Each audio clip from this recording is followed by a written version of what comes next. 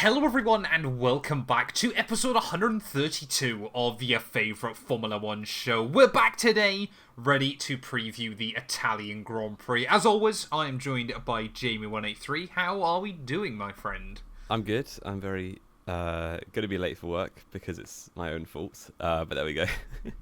We agreed to record an hour ago. Meet on Discord an hour ago and probably record about half an hour ago. But this morning we were getting on with it. Yeah, Jamie has decided, of course, because he's got to go to work today. I am planning on leaving to go to the airport for the Italian Grand Prix in about 3 hours from the time we're recording this. So I've got to record the podcast, edit the podcast, and upload the podcast all inside the next 3 hours, Jamie. So looking forward to So we'll be speaking on that. 1.5 speed today. It is going to be, it's a preview Grand Prix show anyway, so it is going to be a fairly quick one. But of course, as always, timestamps will be linked down below. And Jamie, have we got an update on where the Jamie183 YouTube channel is currently? Oh, that's a good question. Because I can tell you, Knowing Wheel is currently sat on 160 subscribers, so we are closing in. I'm on 583.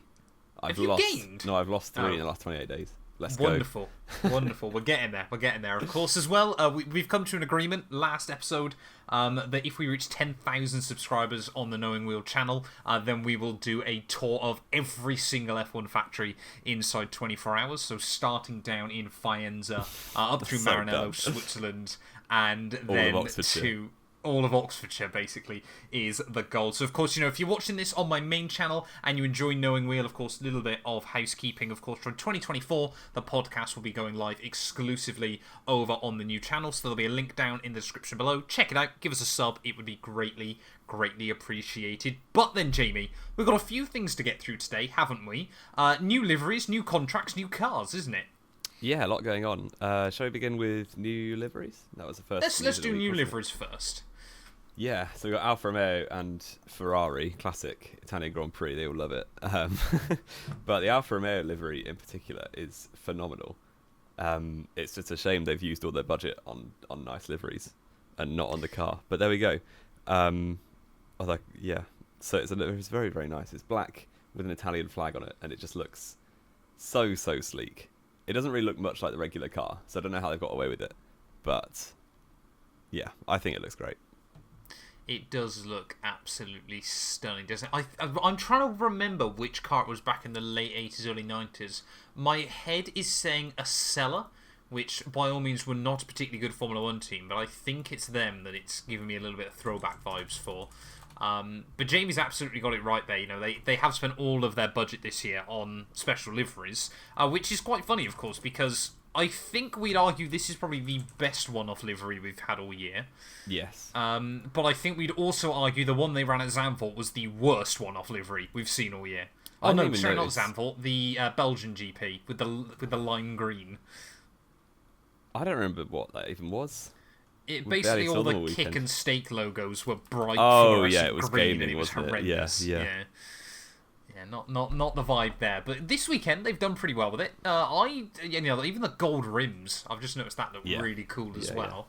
Yeah. Like I said, obviously, both apart from AlphaTauri, both the other Italian teams love a little bit of a special livery, of course, for their home Grand Prix. And I rate this one a 9.5 out of 10, Jamie. This is a proper banger. I think it's probably the best livery we've seen all year. Yes, yeah, without a shadow of a doubt. Yeah. I think the only thing that stops it being a 10 is, of course, the Golf McLaren livery at Monaco a couple of years back still exists. Yeah, true. Hopefully the upgrades they've put on the car this weekend as well will make it perform as well as it hopefully will, as it deserves to, by the way it looks. So, well, I mean, Joe got points. Good car looks fast. Joe got points here last year, so he did. He also lost to Nick de Vries, but we ignore that. We do also tend to ignore that, don't we? And I mean, speaking of Zhou Guanyu, of course, even more speculation coming out this week, since Jamie and obviously spoke about, driver moves for 2024. Zhou is not looking safe, is he, right now? Well, it's one of about 3 seats that isn't secure. So I'm very confident he'll be on the grid next season, whether at Alfa Romeo or at Williams. Jamie believes he's going to replace Logan Sargent, who is locked into Williams now for the next couple of seasons. I think what we say here is Jamie is living on hopium currently. It would be very, very harsh for Joe to lose his seat after 2 seasons. Well, we did speak about this pre-show, didn't we? And let's be fair, Zhou Guanyu hasn't been a bad driver, but bless him, he also hasn't been that great. Kind of a bit like in Formula 2. You know, he's I good, guess so. but he's not that special. Yeah, he obviously isn't going to be a future champion, you'd say, but like, he is doing solidly against Bottas. He's not getting trounced, and yeah, but this is also a Bottas that's giving up. Maybe. But I think he deserves more than the time he's had. And if Sargent stacks it in Monza like he stacked it the last few races, then we'll see. Yeah, open to interpretation. Then Jamie, living on hopium there for you all. Of course, the other special livery, though, you know, when you think of Italy, when you think of Monza, you think of one thing and one thing only. And that, of course, is Ferrari. And they're rocking a special tribute livery to the 499p hypercar that obviously won Le Mans earlier on this year. Mega Le Mans in 2023. Fantastic race there. And I reckon Ferrari smashed this out of the park. Yeah, I think they've done well. The only issue is it looks a bit Germanic on the back. Like the airbox is just a German flag on its side, which is a bit strange for Ferrari. But I guess their greatest ever driver is German, so maybe that's what they were going for. And their third most recent home win is also Michael Schumacher. So that's the only thing I don't like. But the red and yellow and black generally works really well. It's just they should have seen what they were doing on the airbox. Yeah, I mean, I think it's a vibe, to be honest. I quite like it. Of course, for those of you that play the F1 game, it's currently available there as well if you want to give it a try. But I vibe with this, Jamie. I think not quite as good as the Alfa Romeo, but still a very good livery. I'm going to give this one a 9 out of 10. I'll give it an 8. Fair enough. The driver overalls are horrific as well. Oh, yeah, they can't do the overalls, but... Yeah. They look like firemen. A little bit, so I think. But I think, you know, the throwback to Le Mans as well is very, very special. Of course, you know, the only place Ferrari have seen success this year. You know, in terms of top motorsport, it has not been a particularly fun year for Maranello. But let's be fair, I don't think any of you need us to tell you that. Probably, though, Jamie, the biggest news heading into this weekend has got to be Hamilton's contract extension. Yes, and it's kind of been coming for a while now. I think we had nothing else to talk about in the winter, and we're just making up that he might go to Ferrari. So that has Got turned out. Some good clickbait. Yeah, it was very, very good. But that obviously hasn't happened, and as the season's gone on, it is the best place for him. You know, there's no seat at Red Bull. I don't know why he'd go sideways to Ferrari when only one of those teams has won a championship in the last 15 years, out of Mercedes and Ferrari. And yeah, he's obviously very happy where he is. And it was basically a choice between staying at Mercedes or leaving Formula One. And I don't think, I think he's got one more championship fight in him, basically. So it's good for all parties. I think it's very good for Formula One. Obviously, he's probably the biggest name in the world globally. Probably. He's Definitely bigger than Formula One. And then you've got, obviously it's good for Mercedes because they rate him super highly. He's one of the best drivers on the grid. And it's good for Hamilton. If he wants to stay, he's going to get an absolute, how much is it? Something ridiculous, 50 mil a year or something? He was on, 50 mil a year. He might have taken a pay cut. We don't know yet. Yeah. But even so, he's going to be making a pretty penny. And, yeah, living out his dream of driving cars very fast. So, fair play. Yeah, I think this is the thing, isn't it? Of course, you know, obviously on the side of that George Russell, I'm pretty certain it was very weirdly worded because, of course, they were like, Russell's confirmed as well. But obviously, we kind of again all knew that was the case because I think he was on a 2-year plus one, so this year, next season, and then he had the option to extend one more, which obviously both parties have exercised. But interestingly, though, from George Russell, Jamie, of course, last season, embedded himself pretty well in the team. Of course, you know, we saw that obviously Hamilton having to test different concepts with the car, trying to make it work. Obviously, you know, threw away a lot of points early on, and then obviously had a bit of bad luck later on in the campaign. Russell, you know, we were kind of talking about into the winter, you know, was he going to be able to get the better of Lewis again this year? Russell's definitely had more bad luck, hasn't he? But Lewis has absolutely been keeping him at arm's length. Of course, is this, you know, Russell's plan at Mercedes not quite going as well? You know, whether he takes a season to get in, you know, then beats Lewis, and obviously Lewis is kind of, fades out, leaves the team, and, you know, George is already there as the number one. Or is it just the fact, of course, you know, George Russell is going up against one of, I would argue, the second greatest driver of all time behind Ayrton Senna. I'd agree, second greatest of all time behind Michael Schumacher. I knew you were going to say that, hence why I had to specify Ayrton Senna. Yeah, I think Russell's had a difficult, obviously, second season, probably by his own admission, with only the one podium. Obviously, he got bad luck in Australia when he was looking okay for, well, definitely a podium, obviously challenging for the win, but I don't think he'd have got it personally. No, he would have probably come, it would have been him or Lewis for P2, P3, wouldn't it? And then had that engine failure after bad strategy. Obviously, Canada, he binned it himself, and Netherlands, he crashed with Norris at the end, didn't he, which cost him a lot of points. Not a lot, just a few points probably. But yeah, I think last season probably went better than Russell thought in terms of beating Lewis. I don't think he expected that. Obviously, there were circumstances that favoured him, but the win in Brazil was like obviously massively great for George Russell. But he's not really kicked on from that, to be honest. So I reckon if you asked him in March or in February what was going to happen this year, he probably would have been a lot more optimistic than what has happened so far. Obviously, he's still got a bit to try and change that, and for his sake, you hope he does. But he's not even tipped over 100 points yet. He is on 99, but still. No, so is Charles Leclerc, isn't he? Yeah, I think. yeah. And like, Carlos Sainz is ahead of both of them again, isn't he? Yeah, he is. Yeah. Madness. Despite not having a podium. Madness. That's insane, isn't it? Sainz still hasn't had a podium. Well, this Alpine year.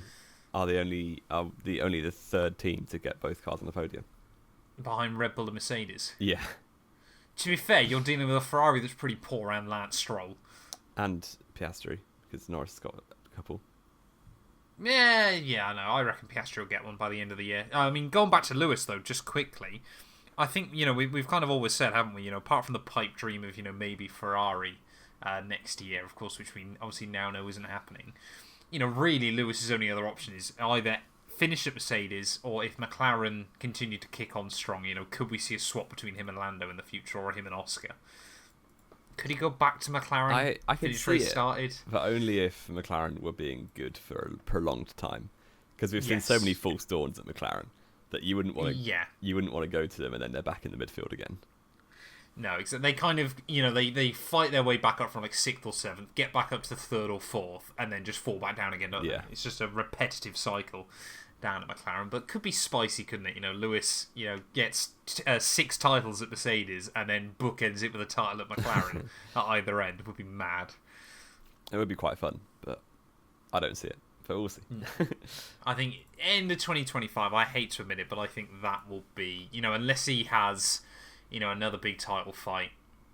I think to be honest, if he, in some hypothetical universe, won the title in either 24 or 25, that would be it immediately. Like, if he won next year's title, he'd go then. I proper don't think he'd leave after a title win. The amount of dirt not even after he cements himself as the GOAT. But the amount of dirt he threw at Rosberg for leaving after he won a title, I just don't think he could do it. Because after Rosberg left, he was like, I find it so strange that you'd be on top of the sport and then decide to call it quits. So the only way I see it happening is if Lewis announces in like Silverstone that he's retiring at the end of the year, and then wins the title anyway. Yeah, but then you look at Schumacher, you can't curse yourself, can you? Yeah. I don't know. I think he would win a title. Say hypothetically, in his ideal world, he'd win 2025. Give it a go with the new regs in 26, and if he didn't like it, he'd then go. I would take 3.5 more seasons of Lewis, to be fair. He's so weird, isn't it? Because, he's really him and Alonso now that are the strongholds from when we started watching F1. Yes.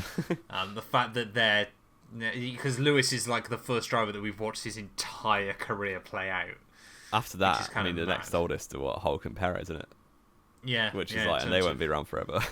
No, and they're nothing in comparison to Lewis either. Not at all. Other interesting news, of course, Jamie. We don't talk about too much on this show, but Formula 2's got a new car next year, which is quite exciting. It does. Looks awful. It does look pretty awful. The rear wing's just a bit mad. The rest of the car looks okay. But yeah, the rear wing, I don't know, it's like someone's designing a spaceship for a kids' TV show. Just at the rear wing. I mean, they've got the right idea, haven't they? If it's got to look like a baby Formula 1 car. But quite clearly, of course, that wing is the size it is, obviously, for DRS. Yeah. Make DRS ridiculously OP. It would be super powerful.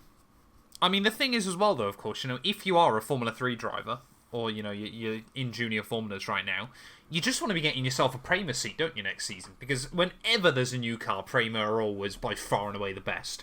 Yeah, and it levels the playing field if you're a rookie in F2. This is why Leclerc won the title so easily. One of the reasons why he won the title so easily. Because when there's a new car, basically everyone's a rookie. And the people's experience, what Daruvula has about 16 years experience of the current car. And people like Bosch on. Strange to pick Daruvula rather than Nissany. Oh yeah, Nissany's still there as well, isn't he? Flipping out. And Bosch on. And he's you're an 18-year-old rookie going up against drivers who've genuinely driven six years in those cars. Of course, you're going to take a while to get up to speed. But when it's a new car, everyone is on a level playing field, and it's about the rate of learning. And as a rookie, you have a chance against the experienced guys. Yeah, exactly. You're basically on an equal footing, aren't you? I think, which is really, really important. But yeah, I mean, the new car, I think, obviously, again, interestingly, I don't know if you read this, Jamie, but Mechachrome were originally meant to be bringing a more powerful power unit, but that's been scrapped. They're going to have the exact same power units as they've currently got, which is quite interesting. That means they'll explode every week for Teo. Pretty much, yeah. There's meant to be about another Teo, did you say? Yeah. He's going to be F1 next year, it doesn't matter. Oh, yeah, of course. Going to be in the Alfa Romeo. So his car will explode all right as well, then.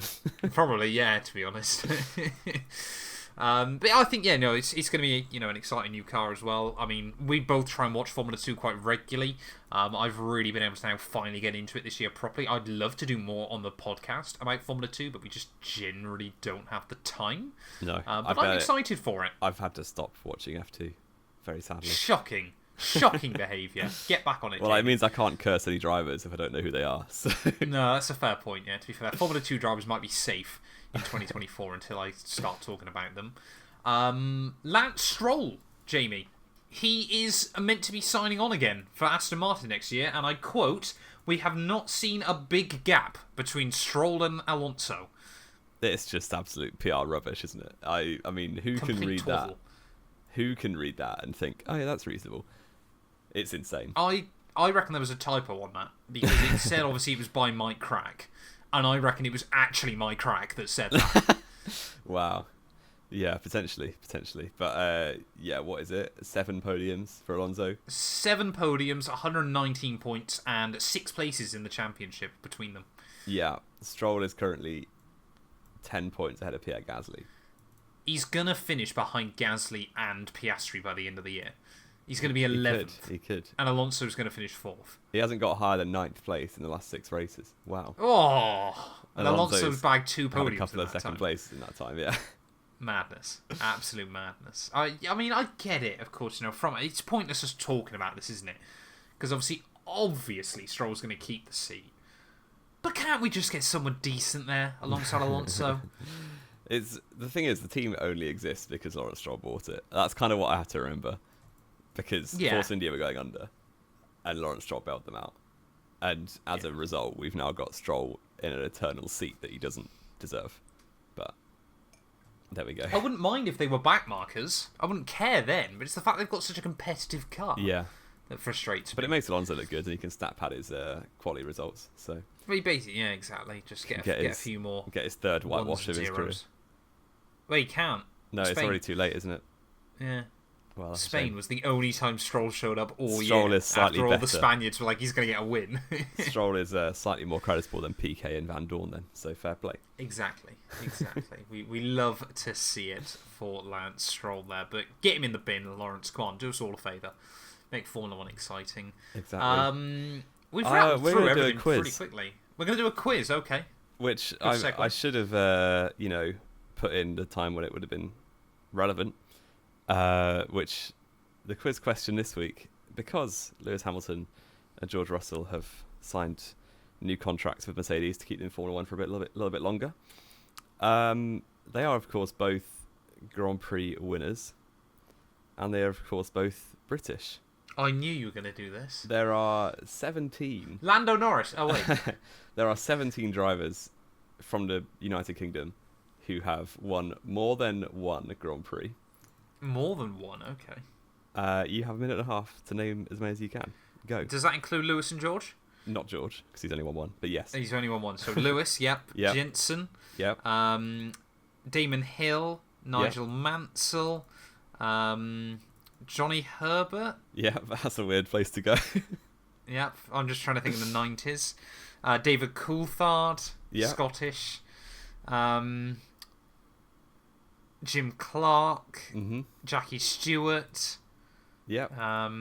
Graham Hill. Yep. You're doing well. Phil. No, not Phil. He's I'm American. sorry. John Surtees. Yep. You're missing 3 more champions. I'm missing 3 more champions. Wait, maybe no. 2. No, I think just 2. This is gonna be so embarrassing when I don't get champions. James Hunt. Yep. Of course. Oh, yeah, I'm missing 2 more still. Oh, dearie me. Jim Clark, Jackie Stewart, Graham Hill. You got 28 seconds. I'm trying to think. It was the one that won. It was Surtees that won with Ferrari. Yep, you got that Surtees. Yep. Oh, how am I blanking on this? 17 seconds. Oh, Jamie, stop. John Watson. No, he's. Oh yeah, he is. He's not a champion. Yeah, though. he's on the list. Yeah, I was gonna say he's not world champion. 5 seconds. Oh, that's so frustrating. I think I did all right there. You did do all right. You did do all How right. many did I get? We'll work it out. So you missed Sterling Moss. Oh no, which is can you? a bit rude. Can you give me some hints? Sorry. Oh well, I've already given you Sterling Moss. Whoops. Oh, I didn't even hear you. Oh. Okay, I forgot Sterling. Yeah, didn't win a so- world championship though. The champion you missed won his championship, I think, with Ferrari. Let's double check. He won it with Ferrari. Yeah, 1958. I know. And I knew it was Ferrari in 1958. Can I remember who it was though? Give me the first letter of his surname. H. He's from Mexborough. Hill. That's literally where I live. What the heck? I said no. It's not the third hill, is it? Who is it? Do you want to know? No, give me a second letter. H-A. Hawthorne. Yeah.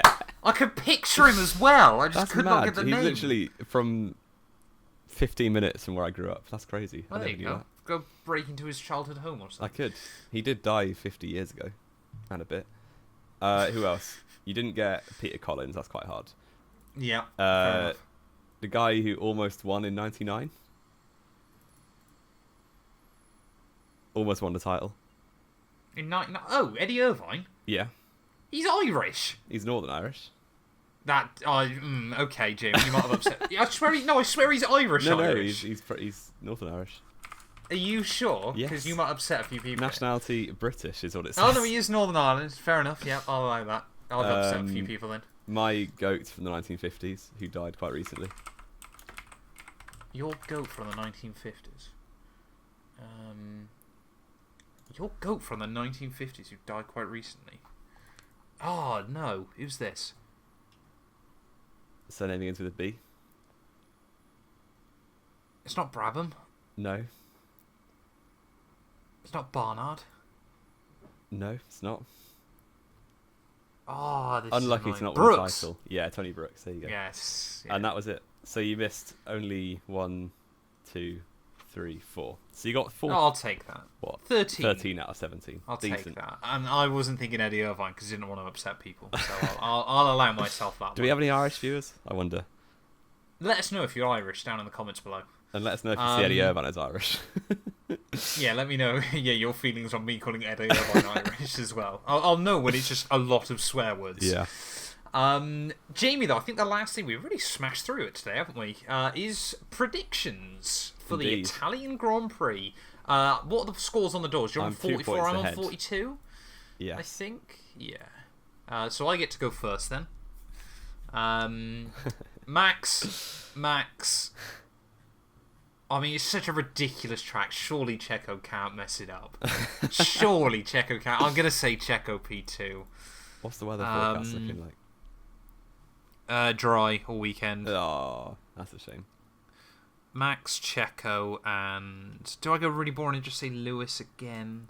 I'm gonna get the odds up. No, actually, you know what? I'm gonna believe him.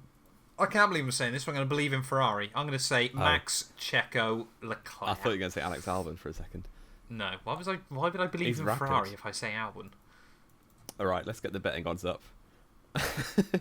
Pole position, Max Verstappen. You're not using betting odds, are you, every week? Pole position, Max Verstappen. Winner, Max Verstappen. This is going to be boring as. So the wins record is going to be broken. It is. Second place. Ooh. Second place, Lando Norris. Oh. And third place. Ooh. Third place, Lewis Hamilton.